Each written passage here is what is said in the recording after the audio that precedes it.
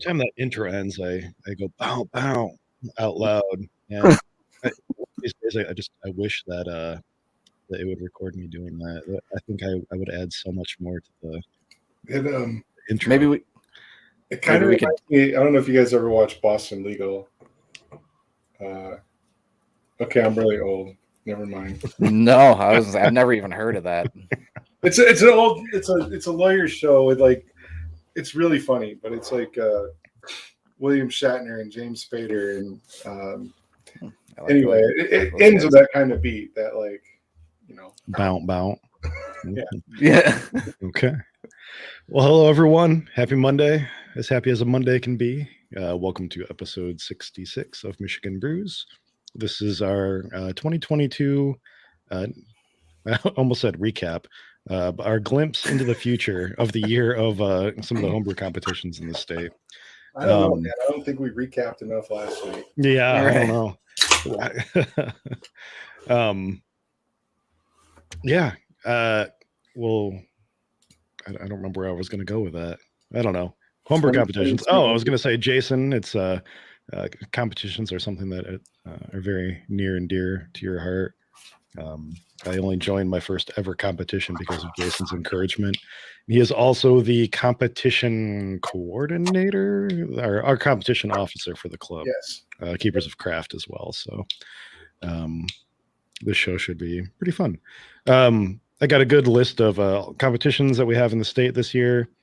If I missed any, definitely shout it out in chat or call it out after the fact if you're not watching live with us, and I'll make sure to include it, on episode 67, whenever that comes around. Oh, Siri's talking to me. Apparently,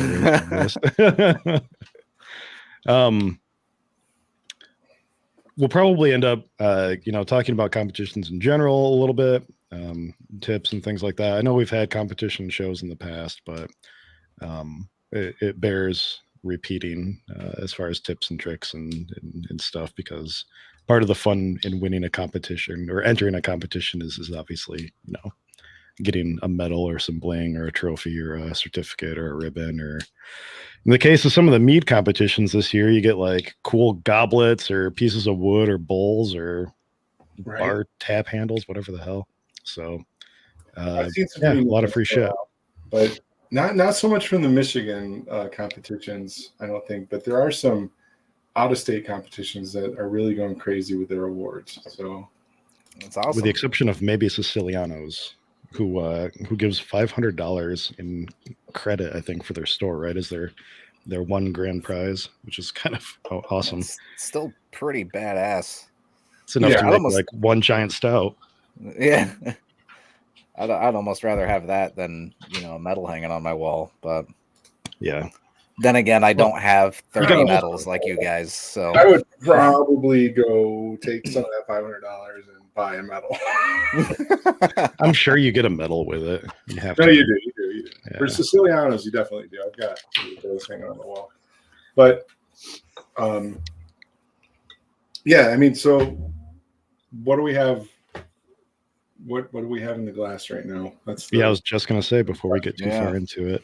Yeah. I picked up some Low Sun. I still haven't had that. I never had it either. I just saw it at the store because I was there not but 15 minutes ago. It's not bad. It's super lightweight. I mean, that's what they say. It's 110 calories. I doubt it's 110 calories for this whole can. Yeah, because they say the same thing on their little 12 ounces. But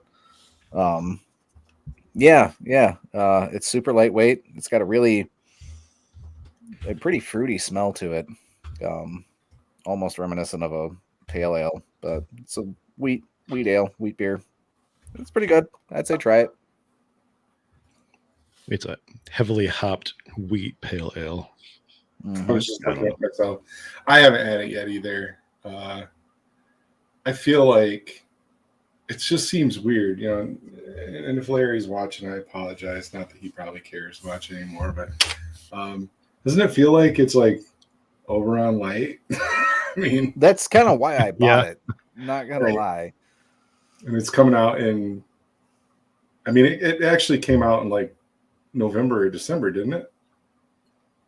I have no idea. Yeah, I- yeah. I feel like I saw ads for it at least a month or two ago. I was gonna see if I could find out, but yeah, it just seems kind of a little weird.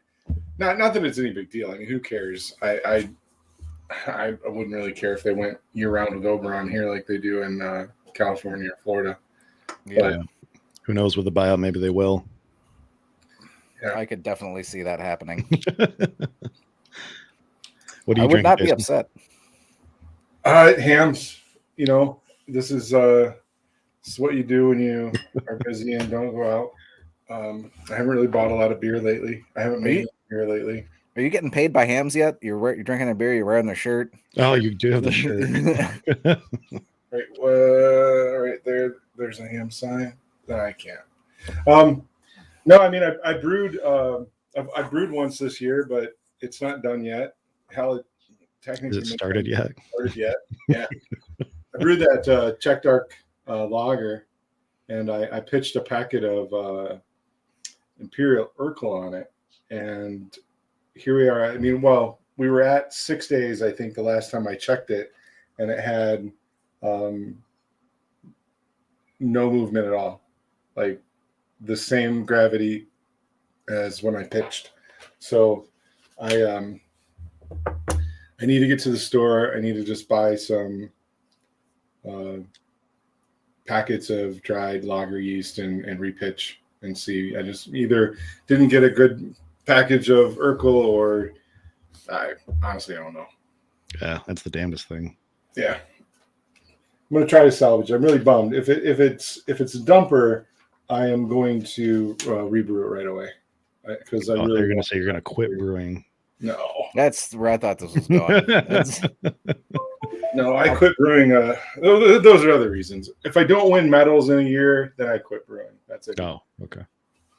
Yeah. What about you, Brian? Oh, yeah. I guess I'm included in this group. Barely. 'Tis the season, so Ooh, got some hop slam. slam. Figure I'll start the night out with 10%. I haven't gotten any of that yet either. I should have bought some of that. Damn I it. want to. I'm being facetious and being like, "Is it good this year?" It's just it's just a good double IPA. It's nothing. It doesn't stand out, against the crowd probably like it did 10 years ago, but it's just a great beer. Yeah.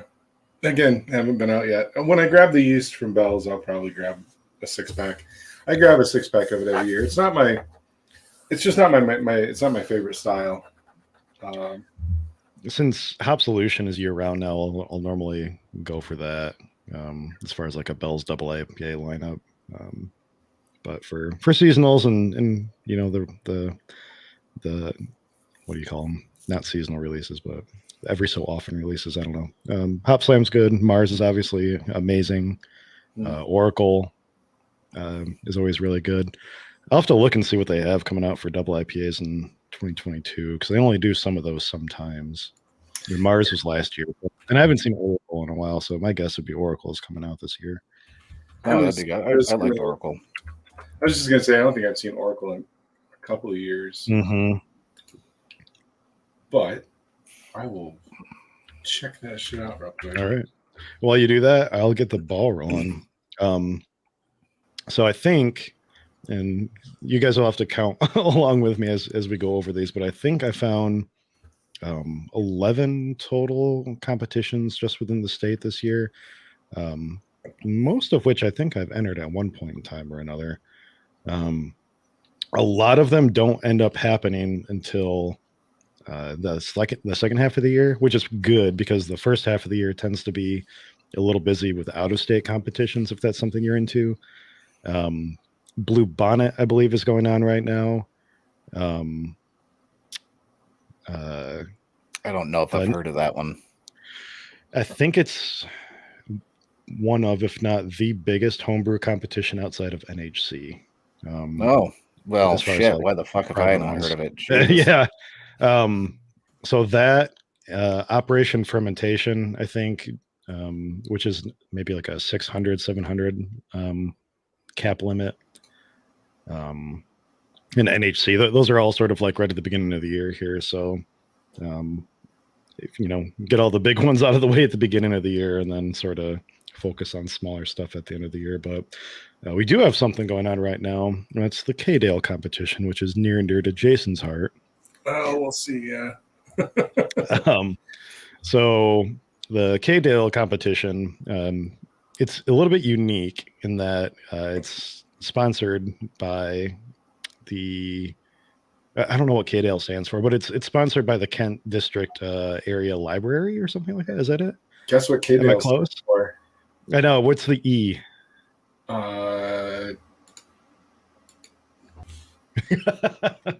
It's the Kent District Area Library. So it's actually capital K, capital D, lowercase a, capital L, lowercase e. So I think the E is not important.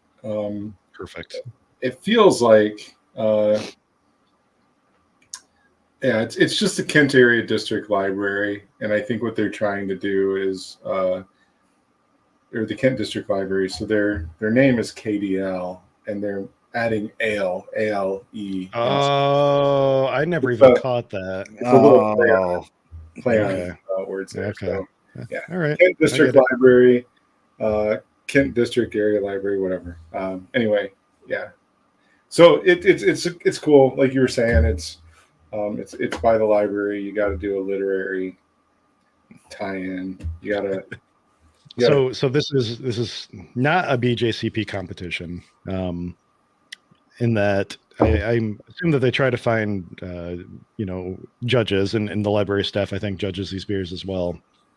But a good chunk of the points that you get is based off of, like Jason said, a literary tie-in. You type up a couple paragraphs worth of information on how the beer that you submit ties back to some book that you enjoy or has some sort of meaning to you. So I think I entered a few years ago trying to relate my beer to Watership Down. And some examples from their website are like James and the Giant Peach Ale. And there was like a Harry Potter like Polyjuice potion beer, I think, maybe. Just different things like that. So it's kind of neat in that even if your beer is not, on the top tier, if you have a stronger, more awesome literary tie-in, you might be able to win. And there's 4 winners for the competition, each with an equally awesome prize. So if you are in the top 4 for this competition, you get to brew your beer with either Gravel Bottom, Railtown, Pike 51, or Broadleaf Brewing, I believe, are the 4. So, but it's really cool. Normally, as far as competitions go, if you are, if you're gonna brew your beer on like a pro brewery system, you're usually like the winner, right? So, being given 4 different opportunities, for the top 4 brewers is, I don't want to call it a shoo-in, but it's your strongest chance to go and brew on somebody's awesome system that you're probably going to get in the year. So much easier to win than the Belle's Homebrew competition. It's really neat. The breweries themselves get to work with the librarians, I believe, and select the beer that they like. That's what it is. Okay. So awesome. I mean, it is it's unique. It's kind of like the Belle's Homebrew competition where it's chosen not so much by the styles. Hedonistic. Yeah. Just it's a cool idea. The 4 breweries are it's cool they participate like that. The competition's currently open, but the important date for everybody right now is January 24th. No, see, you're thinking that. If you want to try my beer, the important date is February 4th. Jason, I don't think we mentioned it or why I said it's near and dear to my heart, but Jason took one of the top 4 spots in 2021. Last competition, right? Oh, was it in 2020? Did I think it was. It was in 2020. Okay. Yeah, because they didn't do it last year. Did they? Pretty sure they didn't. Yeah. we dropped off right before COVID started. So myself and then Brandon from Keepers of Craft, the fourth honorable host of Michigan Brews, both of us were winners of the last event that happened. I won Railtown, Brandon won Gravel Bottom Brewing. The 4 beers that won last year with the 2 other individuals, I can't remember off the top of my head. Those beers will be on tap. They're doing a tap takeover on February 4th at Horrocks in Grand Rapids at Horrocks Market. And so you can go there February 4th. I was just trying to look at it from 5 to 8 p.m. at Horrocks Market, and our beers will be on tap there. And then I believe probably back on tap at the respective breweries. Unfortunately, with timing and COVID and holidays and all the other stuff, I didn't actually get to go up and brew with Railtown. I'm told that they brewed my beer last Thursday. And cool. Very nice. Which was what again? So I brewed a coffee stout, Irish stout made with coffee called Colombian Grind. The book that I used I was looking for it on my shelves. I believe it's just called Repeat, and it's a Groundhog Day type book where the gentleman kind of relives his life over and over and over and over and over from a certain point. And it's important to that particular beer. How I associated with that particular beer is because I brewed that beer over and over and over and over to make it better each time. And so as this guy relived his life to make it better every time, it's kind of how I tied it to I brewed that beer better, I brewed that beer over and over to make it better every time until it became, at one point, and I think it still is, probably my most muddled beer. So very loose literary reference on that part. Brandon brewed an IPA. I want to say he tied it to I Am Legend. I can't remember, Brandon, if you're watching. If you brewed Neville's Elixir, that's cool. But I can't remember. I'm sorry. So yeah, very cool. So the other important date, January 24th, that I mentioned, that's when all entries are due. So yeah, I'm assuming that you can still sign up. I don't think that all the slots were full the last time I looked. So when we had a member check last night or enter yesterday, I think they said there were 31 entries. So they do cap it at 50. Okay. Is it beer only? Yes, it is only beer certain only. kinds. And they do have some restrictions because of the various breweries and stuff. They don't want any nuts or any allergens in there. And then they also don't want any Pilsners, lagers, or barrel-aged beer, anything that's going to be too crazy or time-consuming to brew. So no like wild ale either. I mean, yeah, kettle sours are okay, but nothing. Kettle sours I think are okay. Yeah, no mixed firm. Yeah. Gotcha. I was gonna say I'd toss something in, but all I have right now is ciders and meads. So yeah, that's it. So that's Kdale. The next, we're skipping all the way to July, mid-July. There's nothing in between. Nothing in Michigan that I was able to find. Wow. Or think of. I thought really hard about all the competitions that I've entered that are in the state and stuff. So Yeah, I would love to be proven wrong, but the next one that I found is the Michigan State Fair. So this has only been going on for a couple of years now. I think they've only had 2 competitions since it came back.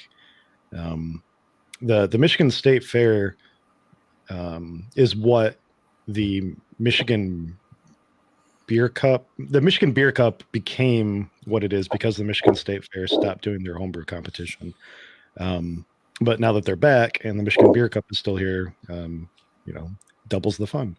So Michigan State Fair, I think, limited entries to something like there was like 5 or 6 entries, maybe 7 last year. I believe it was just beer. I don't think that they were doing mead or cider, but don't quote me on that. We've talked to Blair on the show here before, and he wants to expand it as much as he can. He is like totally into this competition. He like absolutely loves putting it on. So, yeah, we're gonna see what we can do to help with that next year. But yeah, he just wants to make it as big as it can possibly be because it is the Michigan State Fair. It should be huge and awesome and the best competition in the state. So I think that's what he's going for. So maybe mid-July, maybe early August. Oh yeah. Everybody has tons of time to brew for everything that's coming up after this. So, well, I would call out the important part is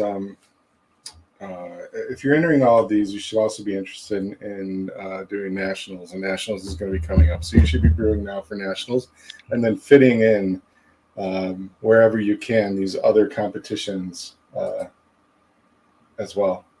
I think the past 3 years or so, I've been more focused on nationals. In the first year, I didn't submit anything because I wasn't sure I had anything worthy. In the second year, being 2020, it was my first time entering nationals, which sucked. But I didn't end up doing it last year because I haven't had beer on tap. But yeah, I'm getting back into the swing. Dedicating myself, as we talked about, New Year's brew solutions or whatever. I am definitely getting back on the horse with brewing some beer this year. Definitely want to do that. To be determined on how nationals is going to work this year. Sorry, bug. In previous years, there were 2 rounds. So there were maybe 13 or so judging stations around the country. Depending on where you registered and where you wanted to ship to, you can pick a judging center and ship your beer there. And the top 3 beers from each category would then get to go to nationals to be judged again. So if you brewed, an IPA and you took 3rd place, you could send your IPA then to nationals, and it would compete against 13 times 3, 39 or 38 other beers, including your own, for a shot at, taking top 3. Last year, they just did it in 1 round. So literally everybody in the country sent their beer to Colorado. The AHA put all of this beer in a giant refrigerated room that they own in a building somewhere in Denver, I think. And they literally unpacked it. They didn't fly in, but judges flew in from around the country to help judge. And literally each category was 150 to 250 beers, and in the top 3 were picked out of all of those. So some people liked it that way, some people liked the previous way. There was a lot of feedback and discussion on it last year. To be determined how it works this year. They haven't announced anything. The organizer of the NHC, his name's escaping me right now. If you're thinking John, he's not the organizer. John Moorhead stepped down. Yep. Yeah. So things may change even more this year. It's super up in the air. So yeah, I guess we'll kind of see how it's going. But back to Michigan, I mentioned the Michigan Beer Cup. So those are usually due by around the end of July because judging has to take place before the Michigan Homebrew Festival, which is in 219 days. I figured it out just for you, Jason. Yeah. How many hours? How many hours we got? I didn't. If you go to the NHC website, you can figure the MHF. So if you MHF website, they actually have a countdown timer. It is mhfsite.org. Can we get a wiki or like a little widget for that and just put it in the bottom of our stream? We every time. I'll look into it. Yeah, I know there's got to be a way. You can create like graphical overlays and shit. So we'll figure something out. Yeah. There we go. The announcements for the competition are always on the Saturday of when MHF takes place. That's going to be August 20th this year. So by all means, get your shit together, get your time off worked out, make it out to Michigan Homebrew Festival. Jason calls it Beer Christmas. It's literally, if you're a homebrewer, it's the best time of the year. We have a fresh convert, Tim Wicklund this year. Oh, there, yeah, he's in chat. So hey, 14 hours and 2 minutes. Thanks, Tim. Yeah. So he's been talking it up. He's taken over Jason's spot as he really is. As like the cheerleader of beer camp. I mean, the guy went one time and he caught the bug, which I mean that's what happened to me. So we were at the meeting last night and he was excited about it. And I told David, I said, I'm glad that I've got some help now. So spreading the gospel. Tim Wicklund's coming in strong. Thank you, Tim. It is amazing. Last year, I'd say it was, as opposed to the previous years, was a little more muted. But I'm looking forward, and rightfully so. But I'm looking forward to us getting back into the full swing of things. It is, if you're a beer lover at all, regardless if you are a home brewer. I've tasted some of the best beers I've ever had at the Michigan Homebrew Festival. We have a lot of talented brewers here in this state, and that's where they get showcased. Oh yeah. Also, some of the worst. Yeah. We shouldn't leave that out. We have, beers being roasted in copper pots over open flames, fermented in 48 hours and sort of like there was.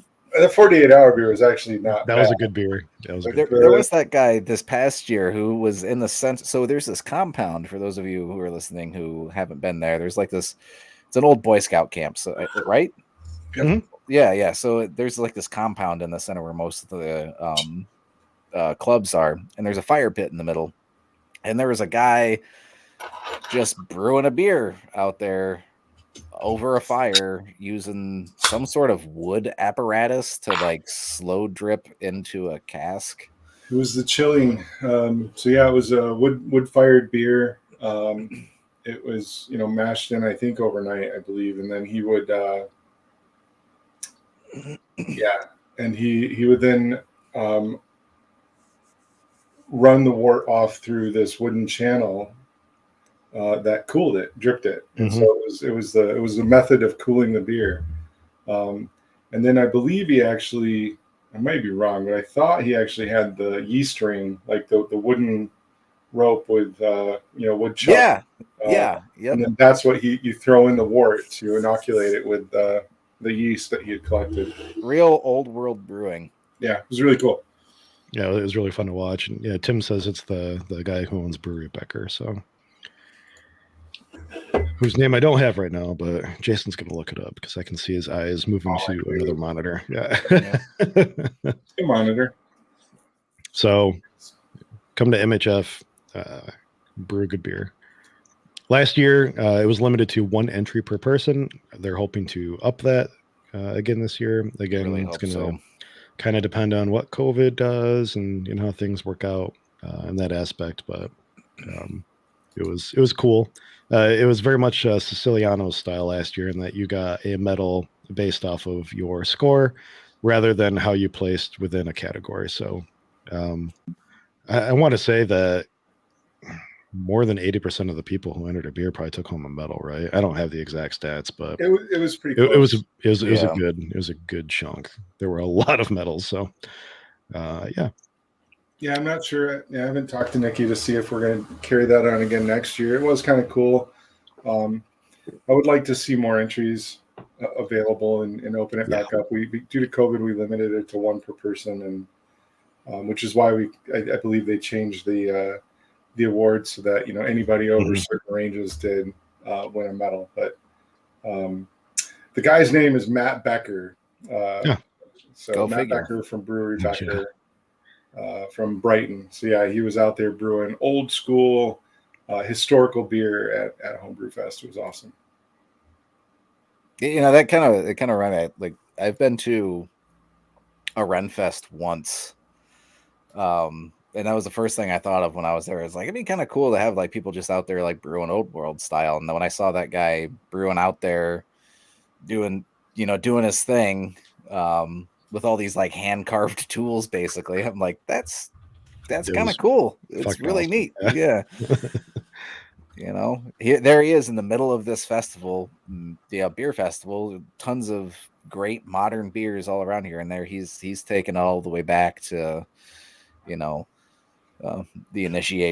beer initiation or inception, whatever. But yeah, it was really cool. Wish I could have tasted it. Maybe this year. Yeah, maybe. Yeah, I don't. Yeah, who knows what happened to that beer? Jason will email him and find out. Putting you on the spot. But speaking of MHF, there is another competition that happens out there as well. But this one is not individual; it's homebrew club. Each club is able to. It's called the Gang Brew competition, and yes, each club is. Well, let me back up. So each year, the organizers of it's either the Michigan Beer Cup or MHF. I'm not sure which, but put together a set of rules for this competition that have to be followed for the beer. At least 3 members from a club have to be present when the beer is brewed, and the rules basically have to be followed, adhered to. At one point in time, there was a rule where you had to use ingredients from either the first 3 letters of your club's name or your club's initials. So for us, it was either KEE or KOC, and I think that the beer we ended up bringing out was oh man, now I can't remember. That was that was in 2019. That was the Kettle Sour that we used cranberries, oranges, and kiwis. Yeah, that sounds right. Yeah, I believe that was the Kettle Sour that almost cost me the ability to brew in my house. Yeah, I remember that. Yeah, I came home smelling like literal dog shit because that beer was infected. Wasn't there for it, but I remember seeing the videos of you dumping it. It was bad. So that one was good. They also sometimes give instructions on something special that you have to do to the beer too. Like you either have to do the boil over an open flame, or it has to be brewed with like a box of cereal or some other weird shit like that. No boil, yeah. No boil at all. Yeah, just things like that. So it's basically every year the club that wins. So the first club that started it came up with their instructions, and then the club that wins gets to actually throw down whatever they want. They can make up the rules. They can add the special requirements. Yeah, I didn't know. That's kind of cool. So it's been, because it was new, the first couple of years were pretty much the same, because I think the club that won it was just like, yeah, sure, we'll do it again, the same thing. So, but then since then it's been changed slightly. So, whichever club wins it can actually dictate, kind of the rule. I think, that's where we got this year the added rule of additionally, aside from the 3 of the 4 special ingredient categories you had to use, you also had to I think it was be above a certain percentage, right? Yeah, something like that. That was 2019, I believe, because that's when you and I judged it, right, Brian? It's been similar every year, but yeah. I just remember when we were out there trying to judge, like a lot of these beers were like 8.5% to 9.5% because you had to be like above a certain threshold. And I was like, I don't want to taste 30 beers like 8.5%. That's a lot. But yeah, I think the restriction around it is your club has to come and be represented at Homebrew Fest, which is awesome. And if you have a club in Michigan, you should be coming to Homebrew Fest and being represented there. But if you are interested in bringing your club to Homebrew Fest and you're interested in participating in the Gang Brew, then you should reach out to the MHF on their website and let them know, and we'll make sure that you get, or they'll make sure that you get included in the email distributions and the posts. You can also follow them on Facebook. They post it there. But yeah, the Gang Brew rules could change every year for sure. Could be totally different. We'll see what it is this year. And speaking of weird ass competitions and ever changing things, this is something that I haven't participated in. but it's called the Catalina Wort Mixer. It's only been going on for 2 years, 3 years now, something like that. I think it started in like 18 or 19. So I'm gonna splurt what I can about this competition and hope that I have everything right. To my knowledge, there's a limited amount of teams that can participate, and by teams, I mean teams of 2 people. You basically show up to this competition, and you're randomly assigned a partner, and you and that partner then are given grain, hops, yeast, or maybe you're given like a discount to buy grains and stuff like that. Yeah, I think it that's might what it is. it might vary. But then out of a particular set of styles, I think there's 8 to 10 styles that you can choose from. You then have to create a recipe and brew a beer, and I believe you brew it out there, like on the spot. Yeah. So you literally put together a recipe with probably a complete stranger. Brew your beer out there with ingredients you just purchased using a recipe you just made, and then go home and ferment it and hope for the best. And then it gets judged, and the winner of that competition, I think the winning team gets a cool mash paddle, or gets their name on an existing mash paddle. I can't remember. I know it has something to do with a mash paddle that's not the same as the death mash competition, which is not part of this, but maybe I should have included it. I'll let you talk about that later on, maybe. I would say that's not one I've heard of, I think. Yeah. So you haven't been to you weren't at the meeting, but we'll go over it for you. I'll run through it. Sure. The Catalina Wort Mixer happens. I didn't find a date for it. I don't know. I think it's somewhere in August, maybe. I don't know. I'll have to go and look. I didn't actually write down a date for that one. It usually happens in the summer. Thanks, Tim. It's the same thing. They actually do the judging. They try to coordinate the judging of the Wort Mixer to be at Homebrew Fest. Oh, okay. And then they judge it and award right then and there. So it's usually you brew the beer. Usually it's in the summer so that it's ready for you to bring to Homebrew Fest and have judged. Definitely something I want to do. So I'm going to look into that maybe this year. We'll see. It does sound like a hell of a lot of fun. I think it sounds super fun. It's over on the east side of the state, like all the other fun stuff in the world. But right. I think last year was the first year I heard about it, and I had a young kid. I'm not going to be able to escape for a day to go, play with molten grains. But it's definitely something that I would love to do, just because it sounds like a hell of a lot of fun. And I don't know if you had it on your list. Well, because I don't know if we're doing it much anymore, but it's very similar to the Iron Brew that we did here with Keepers, and I guess not very similar, but modularly similar to. Yeah, it shares some similarities between that and some similarities between like Big Brew Day.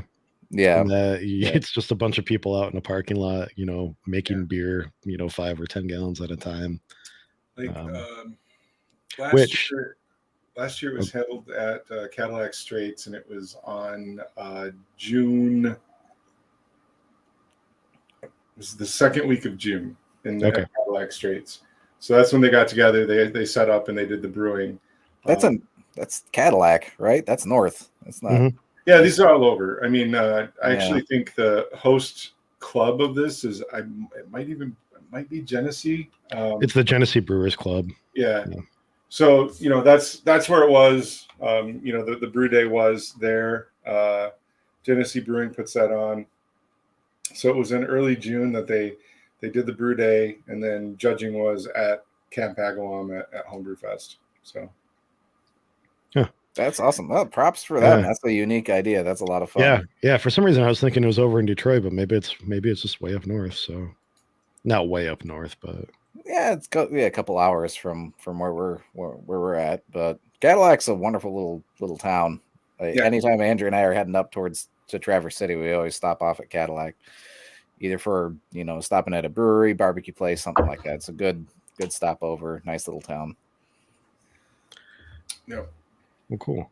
Yeah, be on the lookout for that. Go and follow their Facebook page if you are on Facebook, and they post pretty frequently. I think they've reposted our show occasionally. Nice Oh, group of shit, people. really? So yeah, Awesome.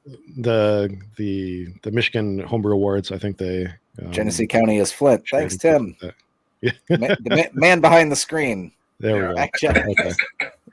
Yeah. So yeah, I guess maybe it is wherever. Yeah. Moving off of beer, the next competition in mid-September is actually just for mead. So the Michigan Mead Cup, which is a really big competition in the mead world. Every year they have a category that's just for Michigan ingredients, as well as like all the standard mead categories. Gail, who we've had on the show before, helps organize the event. So she's a big part of that.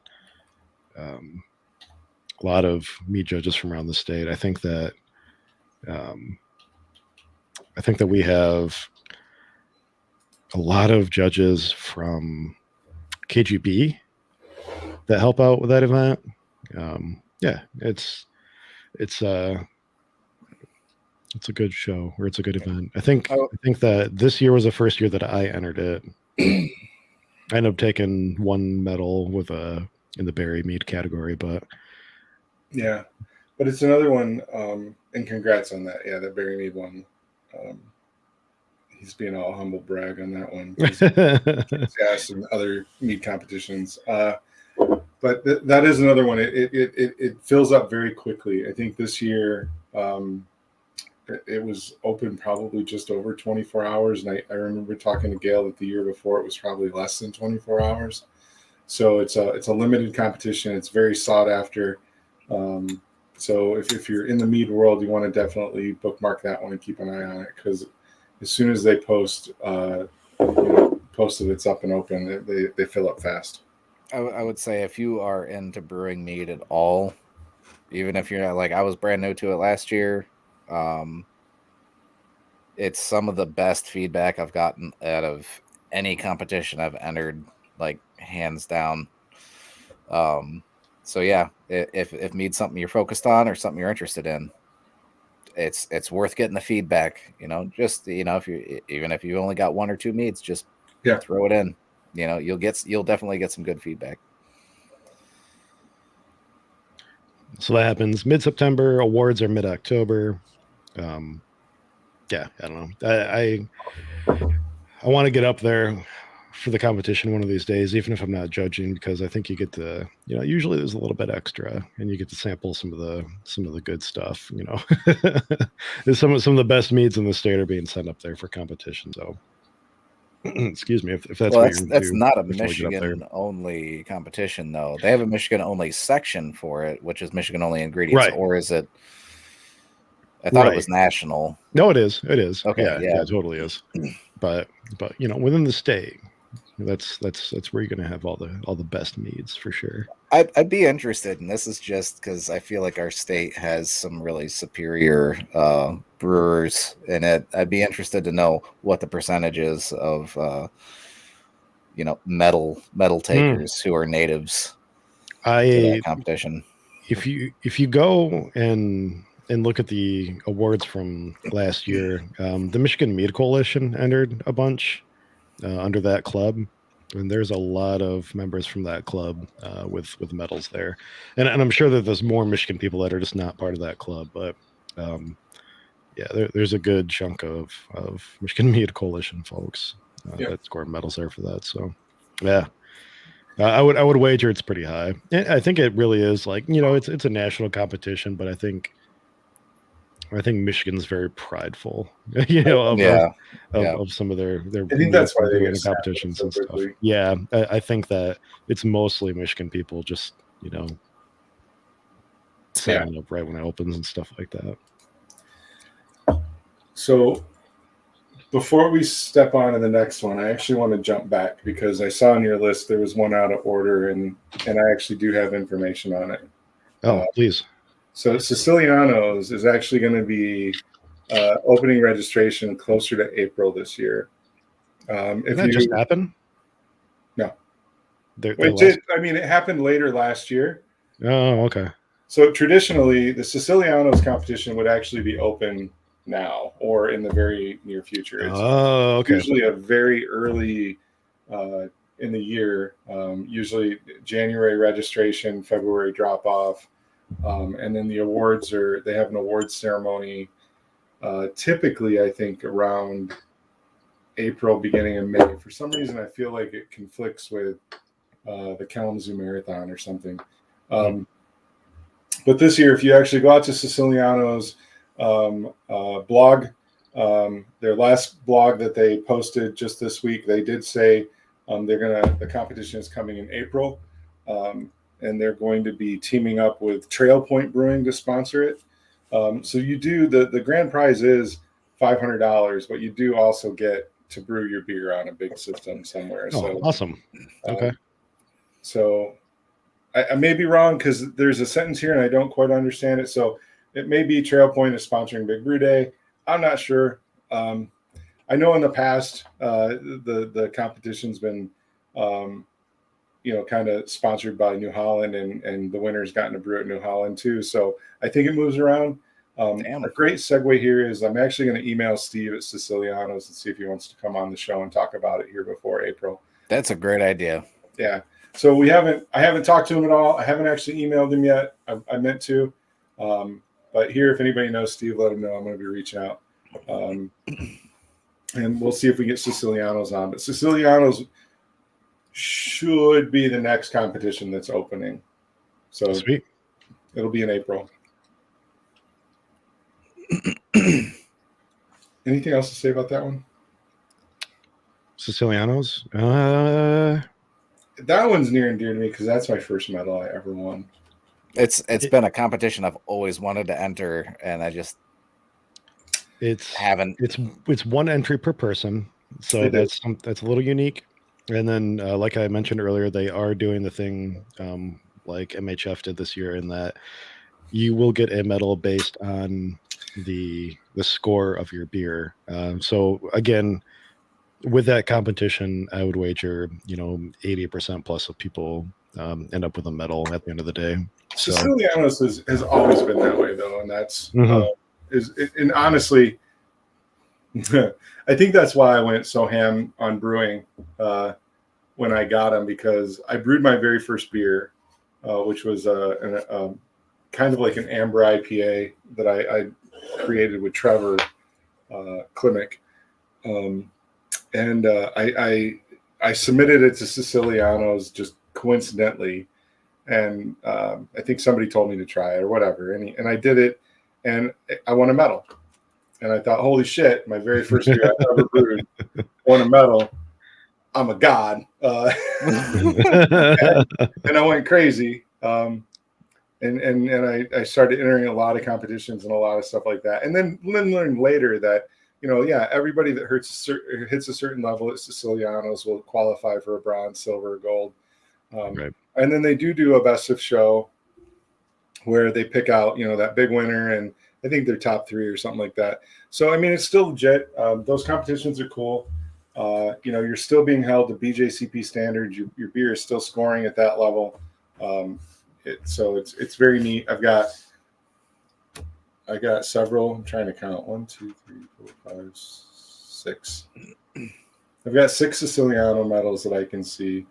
I actually don't have a silver, and that kind of pisses me off. If I recall, Siciliano's is kind of set up like professional homebrew competitions, right? Where like we all said, it's based off of your score rather than. Yeah. I mean, it's the same thing. Glencap, which I didn't see on the list either, but Glencap may not have dates.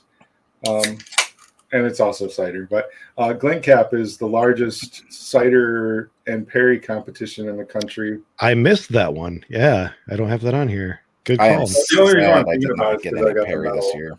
Yeah. So, those medals are so fucking shiny. Pretty. Yeah, they're super pretty. I would say it looked almost like translucent when you held it up, because it's fucking like shiny as shit. It's a mirror. Yeah.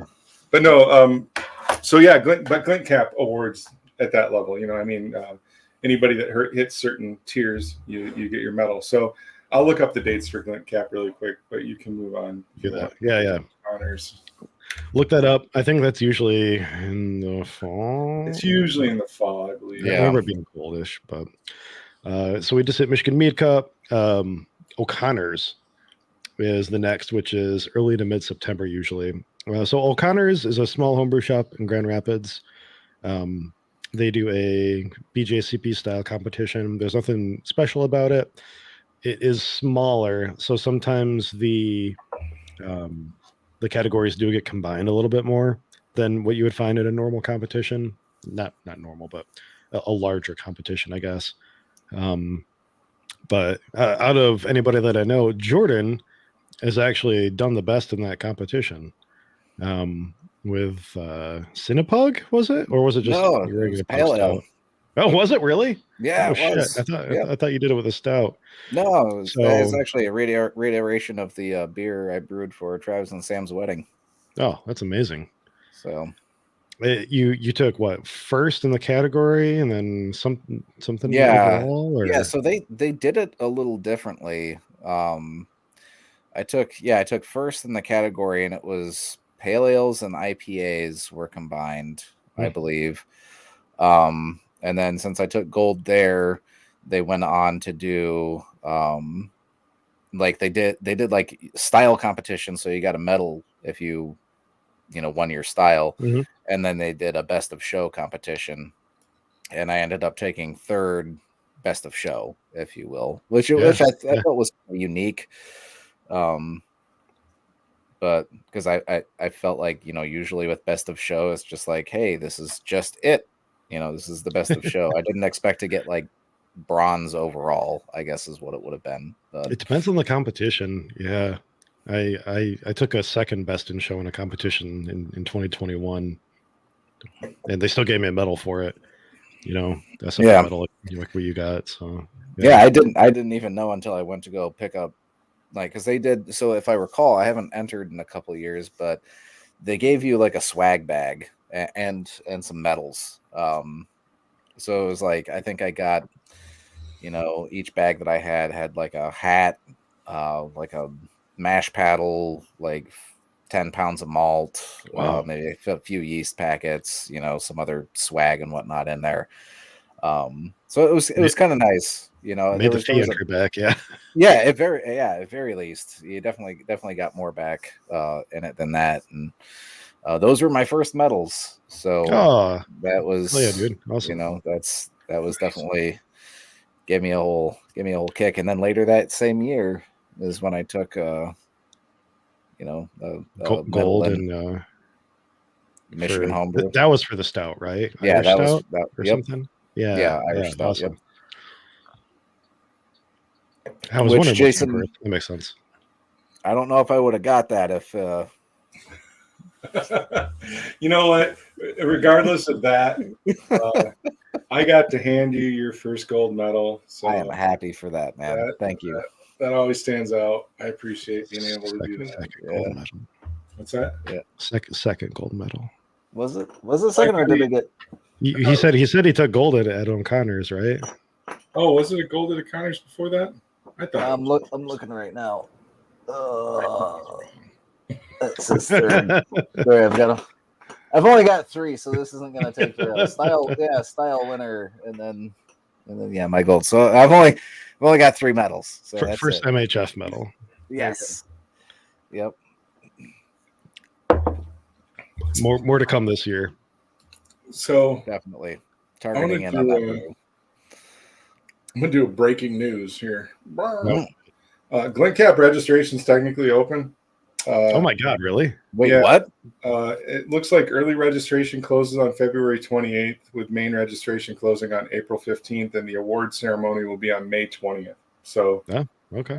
If you've got a cider or Perry, Glencap, I thought that shit was in the fall. I think they moved it because of COVID. Normally, it should be earlier. So they've already got it. You can actually log into their Eventbrite site and buy tickets to their award ceremony on May 20th. Oh, okay. Wow. I've got ciders. Yeah, I think I have a few ciders, so Guess I'll I have found to, out what I'm I'll have to enter submitting. those in. Yeah. So yeah, go Um, check that out. I will say it's for a non-commercial division, so for a home brewer, it's the second most expensive competition I think I've ever entered, with NHC last year being the most. So yeah. How much are these entries they're $20 a piece for home brewers? For home brewer. Wow. Okay. And you do have to drop your beer off. Well, you can ship your beer to, I believe, Vandermill's accepting, or you can actually take it up there and drop it off. I would highly recommend dropping it off because you meet some crazy ass cool people. And before we get into that, as far as dropping it off goes, double check with Vandermill to see when they're accepting drop-offs, because we almost fucked ourselves last year by just going up there on a random date, and it just so happened that they were only accepting them on like Thursdays from 3 to 6 last year or something like weird. Wow. So yeah, interesting. But if anybody wants to do a drop off with us, let us know, and maybe we can organize like a mini Grand Rapids bar crawl or something like that. So this year, Brian, I would really like you to enter your Perry, the same one. I don't know if I have it. I don't think I have enough. Oh, I'll have to go look. You only need a couple of bottles if you've got it, because remember our difference last year was I entered. So Brian and I brewed with the same juice at the same time. Pretty much it was the same everything. I entered my Perry as traditional, and Brian, you entered yours as modern. And mine got silver and his got bronze. Mm-hmm. So that's where I want you to enter it if you have it. I want you to enter it as traditional and see if it changes. I'll go dig tonight and see what I have. Is that this year's Perry? No, it wasn't even last year's Perry. It was like 2020. 2000. Yeah. Okay. I used all my pear juice this year for quote unquote Cider. So yeah, I didn't get it. It was tasty though.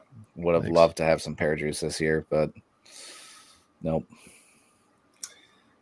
Yeah. So funny thing though, I don't think there was much pear juice this year. And I read this article earlier this year, blew my mind, about pears.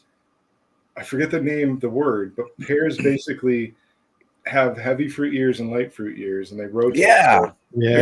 Only fruit every other year. And so this past year would have been a lighter year because he had so much juice left over from the previous year. It's just crazy. Well, maybe we'll get more pear juice this year. I'm hoping so. If that's the case, I'm spending like $200 on just pear juice. I think Houston put out like 100 gallons this year or something like that, and I literally had to go into their store and ask for it, and they didn't even do it in bulk. A guy walked out with like 5 1-gallon jugs for me. So wow. I had to buy it by the jug this year. I would say that Perry that I made, I think, is probably one of the best ciders or Perrys that I've ever made. It's just, if you still have some after the show tonight, hook it up. Yeah, don't drink it. Save it for Glencap. Oh no, it's gone. Oh no. I forgot what, like, there was, I went through a period where I was the only time I was drinking was on show here, and I kind of forgot where my taps were. So I kind of went back, like, after I had stopped that little cleanse or whatever, and I was like, just trying some taps. I was like, oh, this is really good fucking cider. And I just started drinking on it. Just like after a while, I was like, I got a Perry on tap. I forgot about that. Like, which one is it? And I started tasting like, this is definitely the Perry. And as I was like pulling a sample, it blew. I was like, oh no. See, actually, but I have my notes. I know what I did. So perfect. Yeah. I actually brewed that Perry when Brian and I brewed the Perry in 2020. Didn't particularly care for it.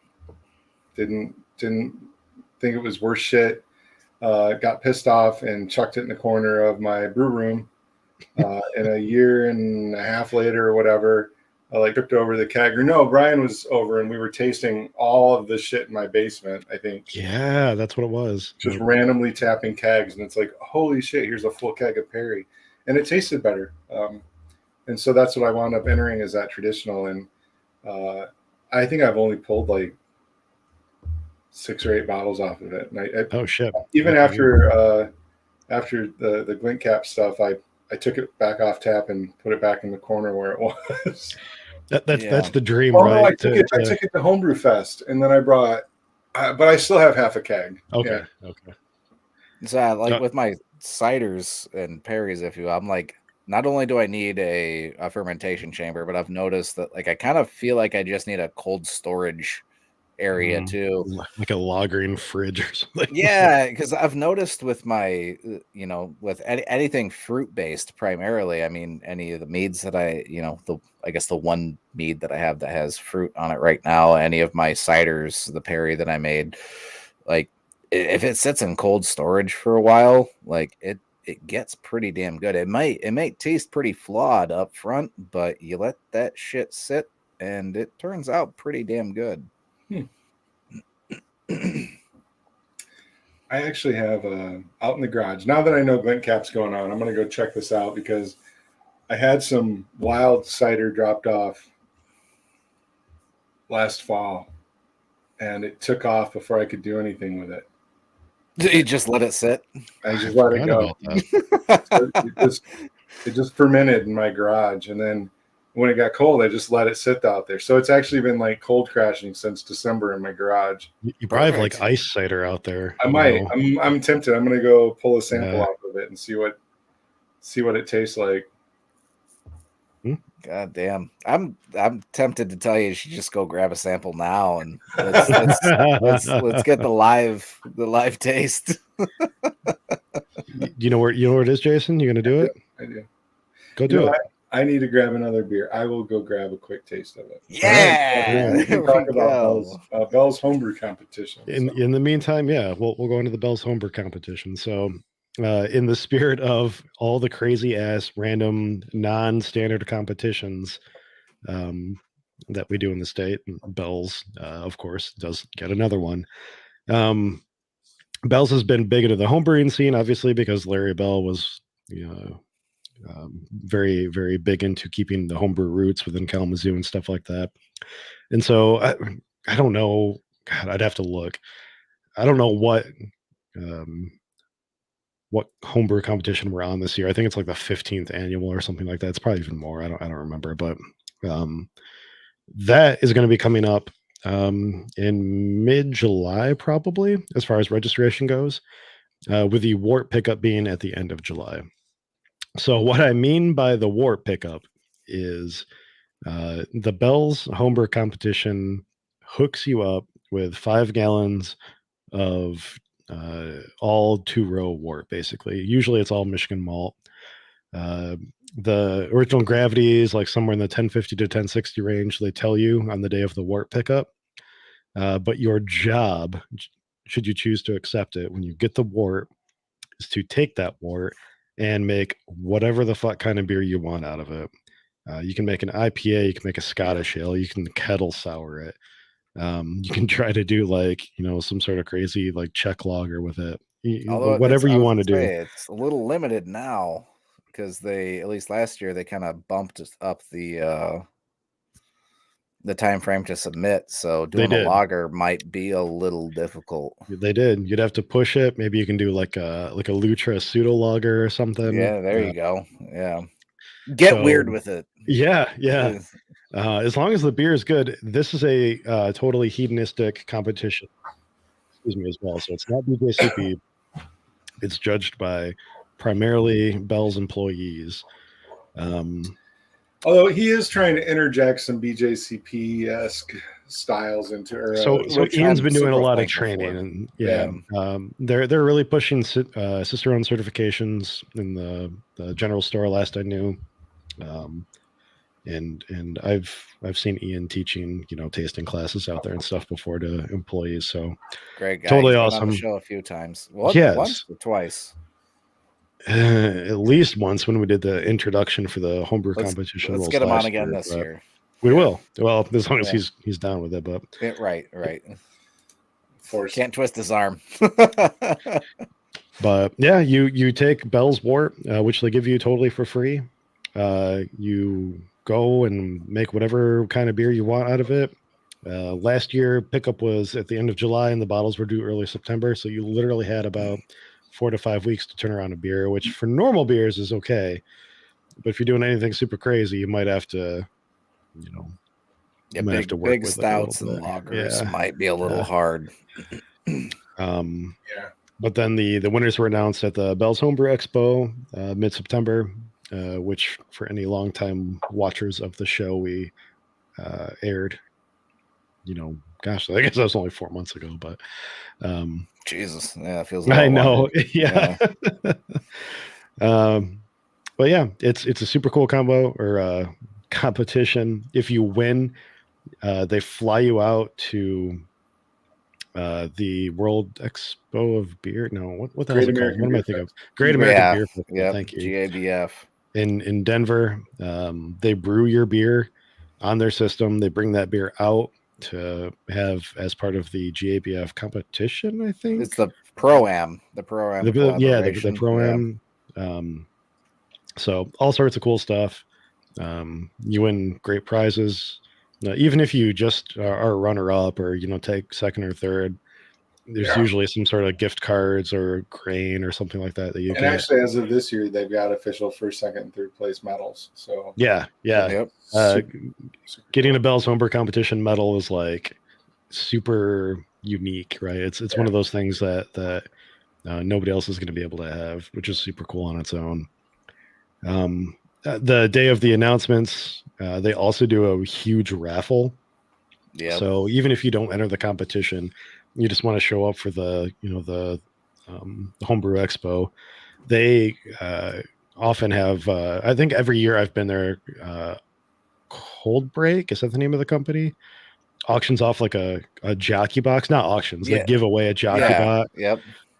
Like a 2-tap jockey box, which is a couple $100, worth of prizes. This Wort past year chillers, was grain 4 mills. taps, wasn't it? Oh my God, maybe it was insane. It was there. Yeah, I remember there be, or maybe that was a Yeti cooler I was thinking of. There was some big ass cooler that was on there. Yeah. I don't know. It's just a good time, and yep, so, for sure.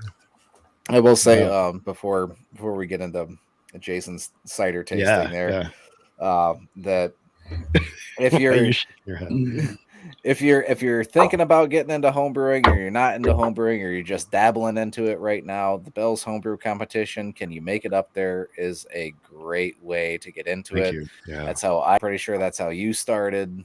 Jason, sounds like you got into it someplace else, but I know an overflowing handful of brewers that their first entry into the world of beer making or home brewing was the Belle's Homebrew Competition. I mean, it's super low entry cost. You don't, you can take the work, just add some hops and some yeast, which is going to cost you like $5. Yeah. As long as you have the equipment, and then you got yourself a batch of beer. So bottles are maybe a case, caps are a couple dollars. In the end, you can get yourself 2 cases of beer for $25 or less, probably. Yeah, exactly. And all the experience, whether it's something you're interested in. Yep. All right, Jason, you got yourself a glass. I went and pulled a sample. It's a little murky. I can't decide if it smells like wild, fun funkiness or chemicals. So it could be both. Here goes. Are we going to see Jason vomit back into his glass live on air? No, it definitely went sourish. That's not bad. There's some lactofirm in there. It's dried out a little bit. I think if I did this, I would try to stabilize and sweeten. I would say maybe some Brett characteristics too. It's got that at the end that like kind of dry tick of a Brett. Barney, a little bit leathery. Yeah. That honestly, I've always been very curious about doing a cider with a little bit of Brett, because I feel like I'm not a huge fan of Brett and beer, but I feel like the flavors that Brett imparts could actually go pretty well with a cider. I'm looking up where I would put this. Yeah, I don't know if there is like a natural ferment category. Is there? I don't know. There is natural cider. Oh, okay. I mean, yeah, natural would probably be good. I don't know if like Farmhouse is a thing. Is that like? Yeah, I'm reading. Its overall impression says dry, fresh with lively acidity. So Lively acidity. I feel like we Okay. need to take that description and put it into a couple beer categories and just open them up a little bit. So it actually says ciders are unfiltered, so cloudiness is normal. Well, Yep. Oh, no shit. Okay. I learned the term the other day about that. What's it called? Scrumpy, I think it is in the UK. Really? Is what it's called. Yeah, it's like unfinished. The color, or just the style? No, of it's like unfinished? dry and cloudy. It's kind of scrumpy is like a kind of Huh. unfinished cider, and that's what I found. Like at least the little I was actually reading about this last night, and my brain is not working, but I want to say it's like the west side of like England where that's kind of popular. Okay. But I don't know. I don't know if Dave Jones is anywhere around here, but yeah, I don't know. This actually fits into this category. I mean, talks about taste profile being acidic and tangy, citric or lemony with little to no astringency or bitterness, with a pleasant, scratchy, and tickly throat due to acetic acid. Basically, this thing is fucked up. Yeah, I might just like no carbonation. Oh, it's still like that's the style is to serve it still. Light, yeah, still the light. It looks like Wow. interesting. Wow. Okay. We Yeah, made we'll see. we made was it who made sour cider with me last I year? did. Was it you, Jason? Dumped it out. Yeah, I have a 6-pack still. That stuff is shit. So So I was I just should bring looking one up on to a keepers meeting. I don't think I've ever done that. I'll have to pull one out for the next meeting. I was looking it up on Wikipedia. So Scrumpy. Again, I don't know how I got to this point, but when I was reading about ciders last night, type of cider originating from West England. Traditionally, the dialect term was used to refer to what's called a rough or harsh cider. Sounds like what you're drinking. Yeah, it's just kind of like, I don't know. I came across it and I was like, I've never heard that term. I think it was in a forum where I was reading where somebody had mentioned scrumpy ciders. I was like, Scrumpy is just a fun word, but now I want to Somebody know around what it here is. makes one that has the word scrumpy in its name, and I can't remember who it is. It's either JK or it's because it's called Old Scrumpy, right? I think is that right? Yeah, I feel like it's JK, but it could be JK. JK. My initials. J. Oh. JK. Well, yeah. I hear that, but JK I don't know what Ciders. You never heard JK Ciders? Oh man, they're great. I was trying to look up styles when I found that, and I was just like a few websites I found only found like 4 or 5 different like styles here on stateside. So I was like, interesting. No, so it's not a JK, at least not that I can see. Yeah, let me do this. Share. Yeah, I don't know. Somewhere around here does. I've heard that word before, and I don't. It's got to be because of that. So this is JK Cider out of Michigan. JK's Farmhouse Ciders. They make some great stuff, and they do a pawpaw cider, which is awesome. That's like from the pawpaw fruit. Yeah, that's awesome. Now I want to try it. And then they have these Switchels, which Switchel, I'd have to Google it, but it's a fruit juice cider or a mixed juice cider, and I think there's very low carbonation in a Switchel. But these are all awesome. I have not had the cayenne. I've had these 3. Can you buy those around here? Yeah, they're distributed by.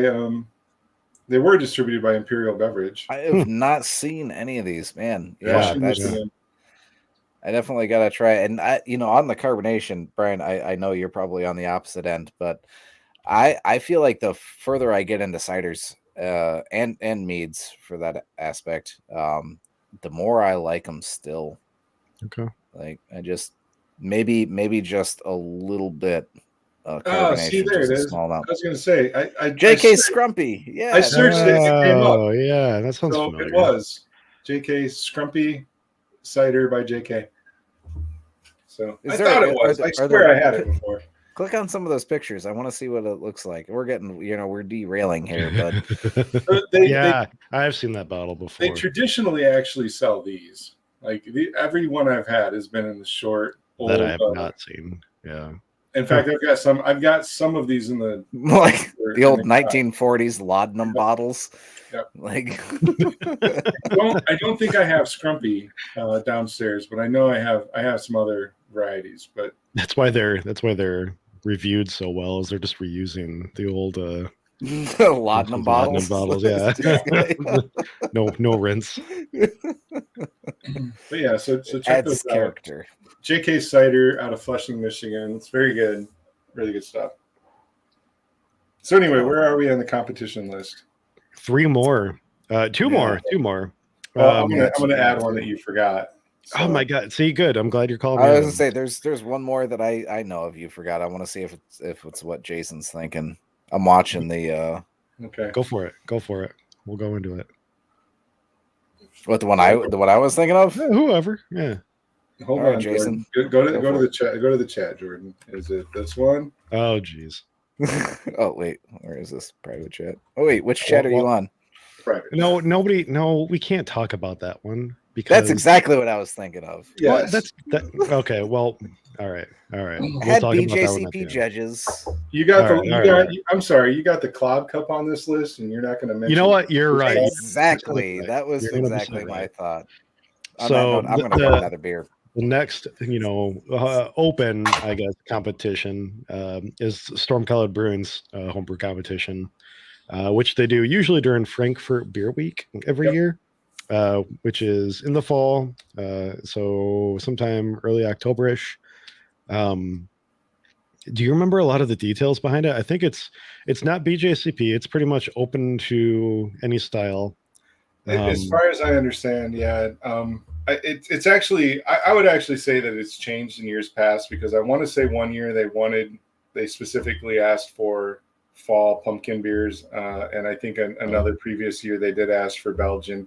Stormcloud is traditionally a Belgian brewing, best Belgian beer in Michigan. Yeah, in my but opinion. this year I think it was just a whatever. It was your best beer, because I know guys entered IPAs. In fact, I think an IPA won. Brandon took second with something. Yeah. But it really varies year to year. Check them out on Facebook. They announce it. It's a cool little competition. You get to go up there and brew with them, brew your beer on their system, they're super cool. They've been on the show before. Really nice guys. And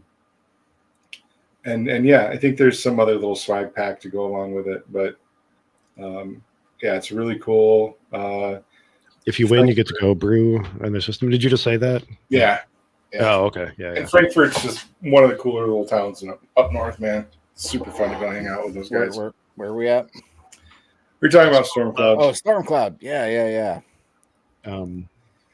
I guess their brewery over near the shore there is like absolutely gorgeous too. I have yet to be to it, but here it has a beautiful view. Right down the street from the beach and the lighthouse. Yeah. And, the brewery itself, it's nice, it's quiet, or it's small, and it's right in like this little idyllic downtown Main Street setting. But you're a block and a half from. Well, that's one of the two. They have two. The production facility is farther away from Lake Michigan, and there is a tap room there now. I don't know if it's open with COVID, but basically, when you're driving into Frankfurt, the town starts probably like 5 miles away from Lake Michigan, and you're going to pass the production facility up there with the new tap room, and then when you get right down into downtown, same road, just keep going. You'll hit the actual brewery with their little kind of beer garden off to the side, and that's a block and a half from Lake Michigan, the lighthouse, and a really pretty beach. I'm gonna pop in chat real quick and just I think that Alyssa's was for the Belle's Homebrew competition. They, as far as I know, they're gonna keep that going even with the buyout. So you and Chase should definitely brew some beer with us this year. Yes, they should. I know Chase all the equipment. Yeah, I know he bought some the last time. I think it was a couple years ago for the homebrew competition. I think we brewed over at Mike's house or something. So pretty sure I gave him one of my burners.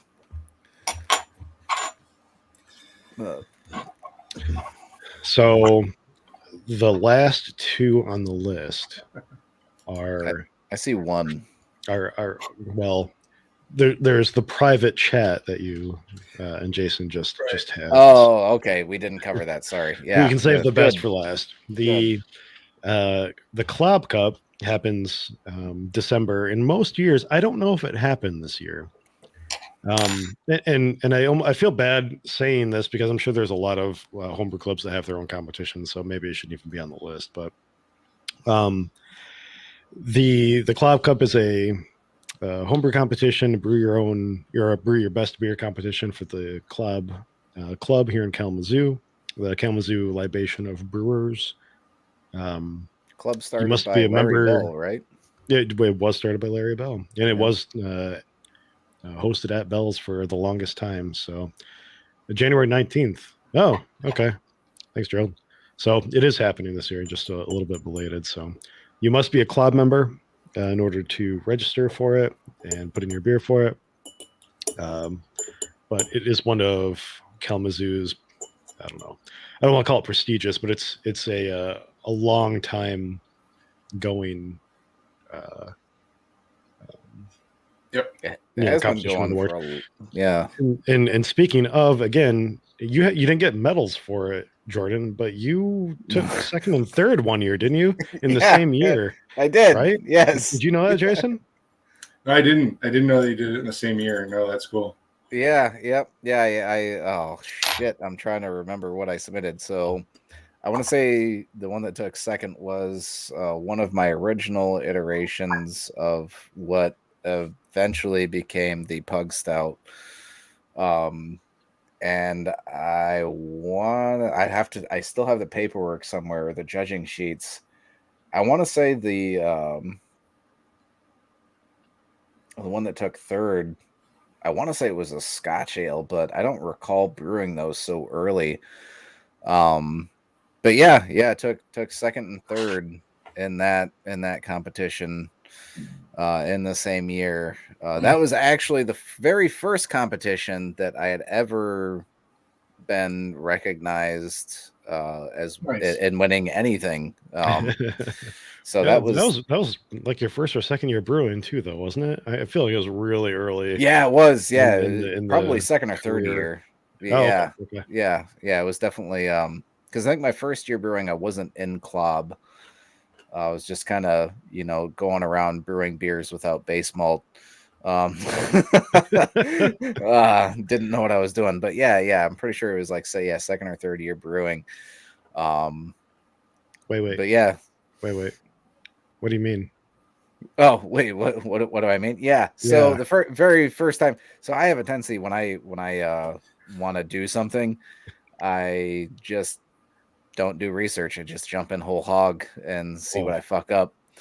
And yeah, so the first couple iterations of brewing all grain, mind you, this was while I was like still following recipes and like buying recipe kits. And whatnot. Kits are awesome. Yeah, exactly. And what so I just decided to try making my own couple recipes, and I've got one beer in mind that I can think of, and maybe I only did it once. But yeah, I didn't use any base malts in it. It was all specialty grains, and God, really turned out like all caramel malts and stuff. Yeah, it was like caramel malts and like honey malt and like dark malt. It was like a deep amber color. So it wasn't that Sweet as shit. Yeah, probably. yeah. It just wasn't. Or maybe not, because none of the starch is converted. Maybe right Yeah. in the mash or something. I want to say it was like super like dry and astringent. Yeah. Okay. But that's why I say that, 'cause it's one of my we all had, like, Brian, you had talked about, and you're up over here. You had talked about your chocolate banana beer Oh yeah. as being Oh the yeah. one that like sticks out in your mind, and that's the one that sticks out in my mind. Is just kind of like, don't know what the fuck I was thinking. But anyways, yes. So early on in my career, after I had learned some lessons, more than likely, took second and third. Nice. But I will say, the person who took first that year is another member of Keepers of Craft, and that is Bill Blakesley. This is before I actually knew Bill. You guys, he medaled that year? I'm pretty sure he was the Huh. one who No took way. gold that year. That's I'm so pretty funny. sure. Yeah. No shit. That's cool. Yep.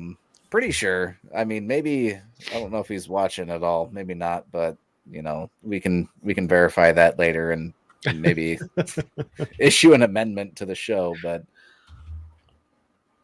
pretty sure he's the one. Yeah, and then that's where you know, I'd met, you know, being in clubs where I met David and you know, a few other of the, you know, keepers who first started up our nice little homebrew group. I think I showed up because Chris gave me a sticker while I was waiting in line for wort pickup at the Belle's Homebrew competition. I remember that. I probably still have the sticker somewhere. It was when One Well was first opening up. Yeah, I think he wanted to start a homebrew club, and he talked to us about it a little bit or something. that is, I guess, something to bring up, and maybe back onto the Belle's Homebrew competition. But Brian and I, as well as a few other homebrewers that we know, for what was it? Was it 5-6 years in a row? At least 4 or 5. Yeah. We were the first ones in line. We'd get there. I can't really say what time we got there because it varied year by year, but it was easily 6 or 7. Yeah, 6 or 7 a.m. To line up at Belle's to get in line for the Belle's homebrew competition, and those days are done. They've changed the way that it works now. It's online registration times and stuff like that. They've moved into the future, but I hold a little bit of pride there though, because I remember hearing some of the eccentric cafe, not the eccentric cafe, the Belle's homebrew store employees talking about it a couple of years ago before we got in line. They're like, you know, some people get there at like 6 a.m. I'm like, I know. I know they do. I was gonna say I always showed up at like 8:30, 9 a.m. and I think the few years that I did it, I think we were like 8 or 9 people behind you guys. Like yeah, but you weren't first. You weren't. We weren't. But you guys had to be lonely there for quite a while, because I remember like hanging out with David Jones and you know, being a little lonely. At the beginning, it was each of us and our spouses. So there would be like 10, 12 of us that all got there within the first, you know, half an hour, and we'd bring donuts and coffee and games and chairs. Yeah, and it was cold as shit, but it was actually pretty fun. Yeah. We'd get in the way of the people driving forklifts. It was a great time. Yeah. I'm pretty sure we're the reason why they changed it. Yeah, they weren't super happy about that. But no, that was only in the later years. But then that leads us to the most prestigious of all awards in Kalamazoo. All of them, which is the Keepers Cup. Again, it does require that you be a member of Keepers of Craft. It's a competition. Beer is typically dropped off in November, judged in early December, and announced at the December Keepers meeting / holiday party. You get an amazing trophy. Probably one of the best trophies I've ever seen. Definitely the best one you've ever made. It's definitely the best trophy I've ever made. Absolutely. I'm surprised that the only guy on screen right now that's wearing the keeper's hat is the one who left it off the list.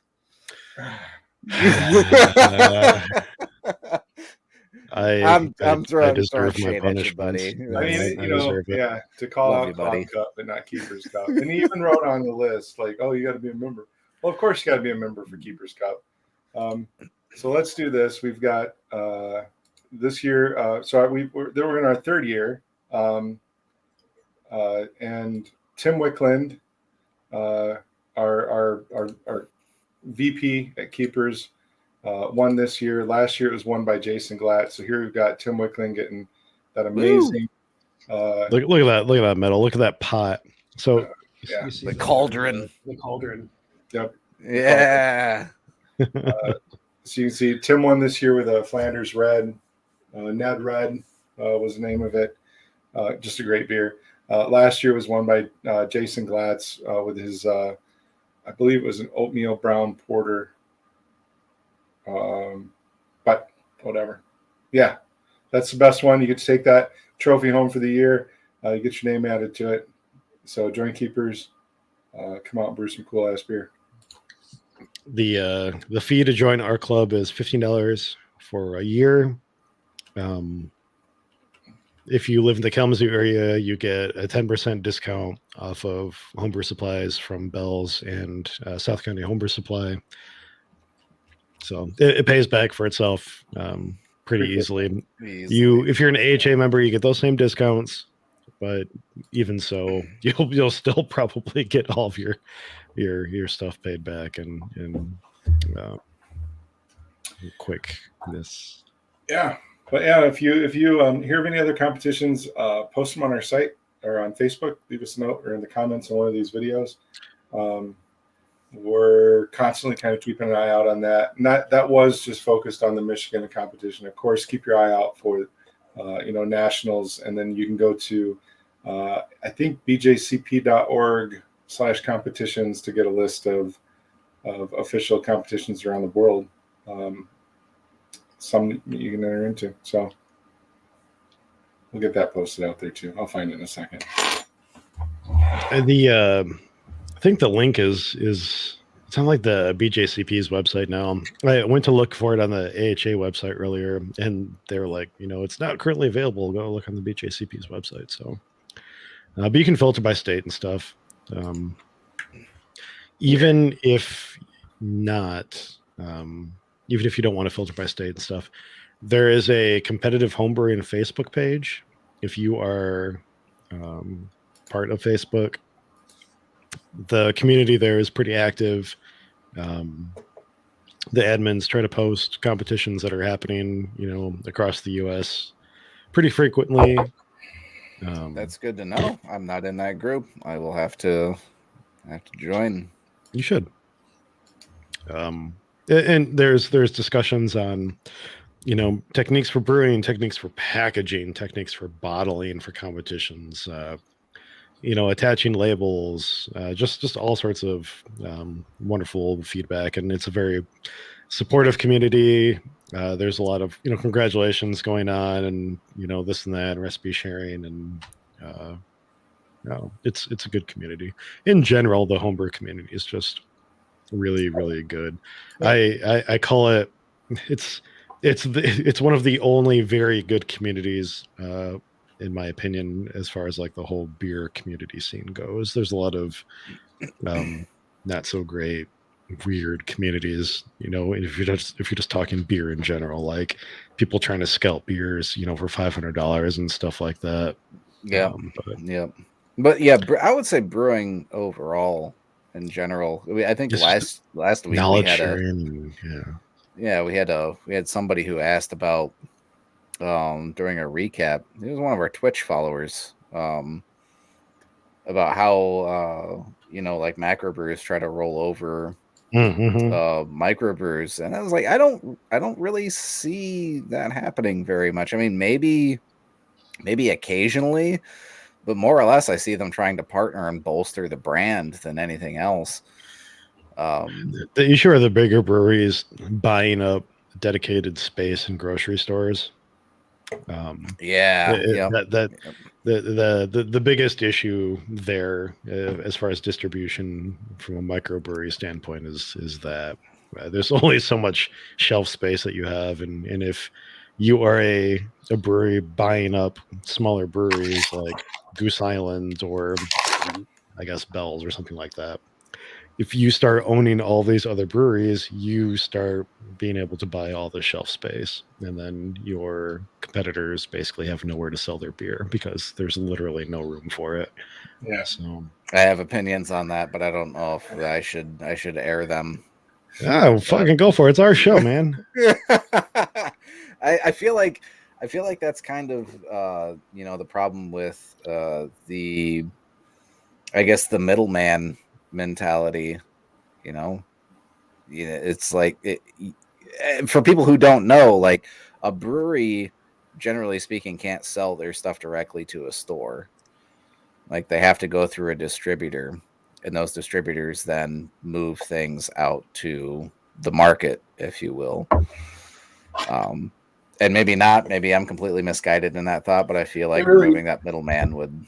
It depends on state to state. Every state has their own different liquor laws, and that's the way it was for quite a while in Michigan. Did they change that?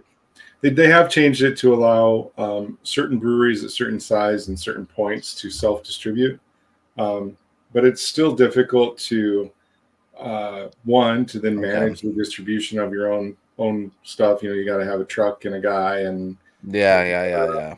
And then two, you've got the stores still have to kind of allow that space. And, when you're a big chain store, especially, it's easier for them to work with, the distributors, because the distributors come in stock and they clean up the shelves and they got the pricing and they hand you a report that you scan into your system and it's all done. So it's not easy for the smaller guy to self-distribute, but it is getting easier in Michigan to do that.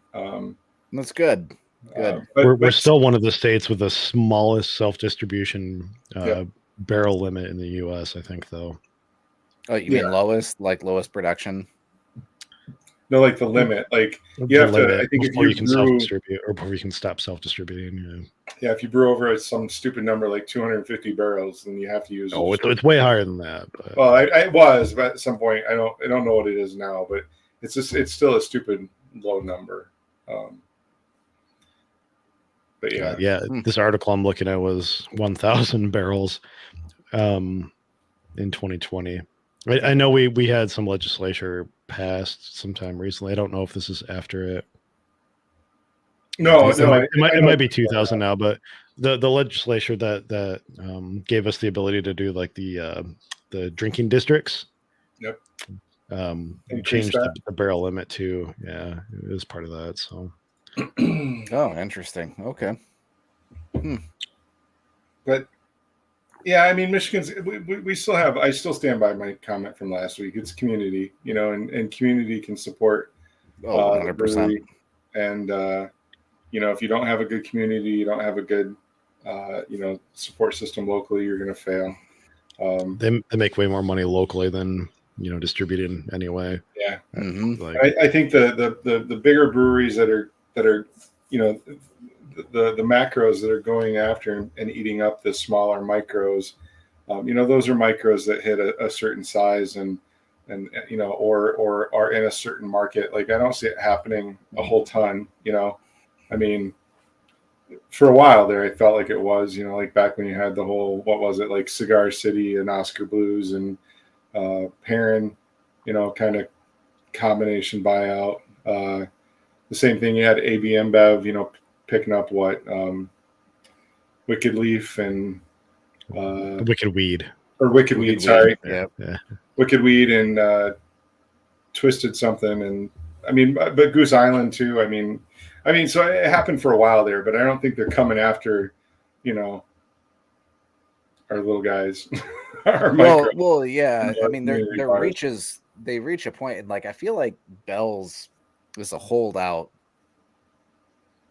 just because they were kind of a holdout, which is appreciative Like I like that, but yeah, I feel like a lot of these breweries, as you said, reach a certain production standard where the competition just becomes too tough.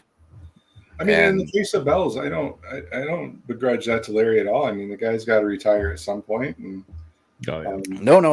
I wasn't saying that at all. And in fact, if anything, they're kind of a shining star of, if you play your cards right and you put your business in the right areas, you can still succeed in the market, even though they're kind of the ones that built the market.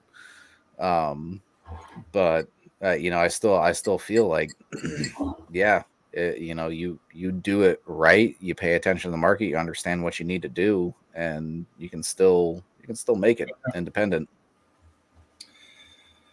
Hell yeah. So I did link the BJCP competition list into our chats. So it's out there. And then, keep your eye on that. Other competitions I'm sure will be popping up throughout the year. But the ones I think that are nearest and dearest to our hearts are the, Michigan Beer Cup and Michigan State Fair, of course. Hopefully we get the opportunity to live stream them again next year. And then the Belle's Homebrew Competition. Yeah. So maybe we can actually, hand out some awards this next year. If anybody listening wins an NHC medal this year, let us know. We would love to have you on and talk about your fucking amazing beer. Hell yeah. Right on. Well, cool. I don't think we have a show for next week. I'm trying to work on the 24th. Yes. So I'm gonna say I'm actually not available next week, so I won't be around next week. That's fine. We'll be working on the show for the 24th. Trying to confirm that now. We'll get it posted as soon as we can.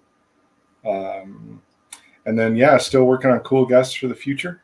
And we have lots. We're just trying to nail down dates. We have a few so far. At least I know we've actually even had people reach out to us lately. Like, it's cool. Yeah. So we had a homebrew club reach out to us recently. There's somebody else too in February. So you had that guy off of Twitch reach out too. Oh yeah. We have a homebrewer that has a YouTube channel. Reach out, so we're gonna talk to him. Yeah. Oh, I didn't see that one. Yeah. Interesting. Yeah.